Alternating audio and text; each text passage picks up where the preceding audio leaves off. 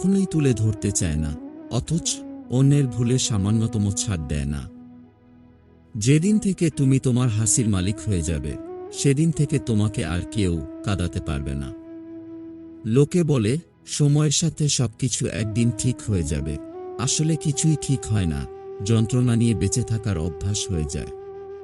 সুখে থাকা মানুষগুলো বোঝে না কষ্ট কি, স্বপ্ন দেখা মানুষগুলো বোঝে না বাস্তবতা কি, আর স্বার্থপর মানুষগুলো বোঝে না সম্পর্ক কি।